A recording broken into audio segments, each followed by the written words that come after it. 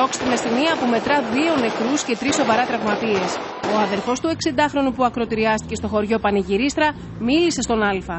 Αυτός που την κρατούσε δεν διαπίστωσε ότι πήρε φωτιά και την κράταγε στα χέρια του. Στη στιγμή εκείνη πήγε ο αδελφός μου να την πιάσει από τα χέρια του, να την πετάξει.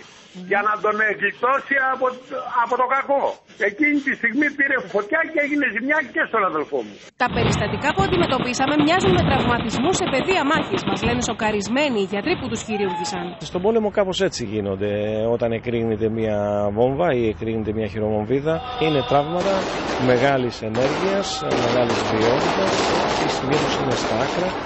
Αυτή τη φορά όμως δυστυχώς είχαμε και αποκολλήσεις αμφιβιστροειδούς, που σημαίνει διαταραχές στην όραση έως και τύφλωση.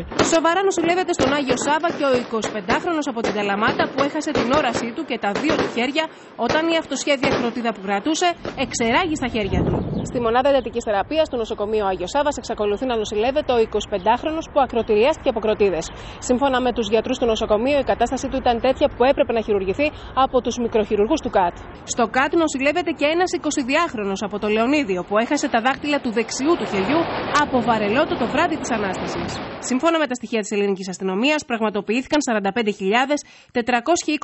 έλεγχοι σε όλη τη χώρα για τον εντοπισμό ρουκετών, κροτίδων και βαγγαλικών, ενώ συνέλαβαν 93 άτομα για την παράνομη διακίνησή τους. Μόνο στο ΚΑΤ οι μικροτραυματίες από βεγγαλικά ξεπερνούν τους 30.